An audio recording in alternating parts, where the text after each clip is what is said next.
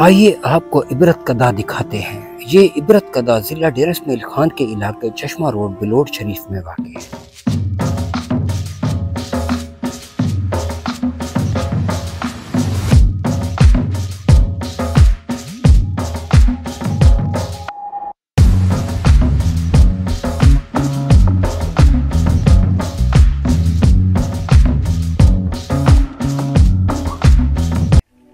کہتے ہیں کہ اس کی تعمیر کے لیے جب دیواریں تعمیر کی جاتی تو رات کے وقت وہ گر جایا کرتی تھیں۔ یہ اس وقت کی بات ہے جب دریائے سندھ خیسور پہاڑی سلسلہ کے دامن میں بہتا تھا۔ بار بار کی تعمیر کے بعد جب دیواریں گرنا بند نہ ہوئیں تو سارے سر پکڑ کر بیٹھ گئے۔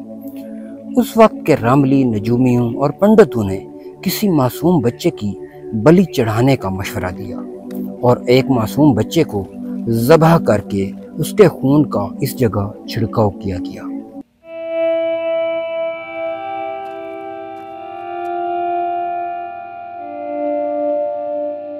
اس بات میں کہاں تک صداقت ہے یہ فیصلہ کرنا مشکل ہے۔ کہتے ہیں کہ ایک بڑھیا نے اس ظلم کی شکایت اس وقت کے بزرگان دین سے کی۔ لڑائی میں کئی اصحاب رسول بھی شہید ہوئے۔ اس ایریا میں اصحاب رسول کی قبریں بھی موجود ہیں۔ آج یہ کہانی میرے گوش گزار ہوئی تو سوچا آپ سے بھی شیئر کر دوں۔ یہ جگہ کافر کوٹ کہلاتی ہے۔ اس میں عبادت گاہیں چبوترے بنے ہوئے ہیں۔ اس قلعہ کو راجہ بل نے تعمیر کیا تھا۔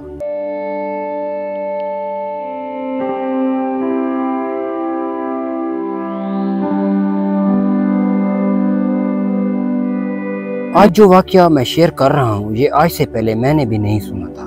کافر کوٹ سے متعلق ایک کتاب میں واقعہ درج ہے جس کی مزید تفصیلات کتاب کے مطالعے کے بعد یہاں بیان کروں گا۔ آپ اس بارے میں معلومات رکھتے ہیں تو کومنٹ میں لازمی بیان کریں۔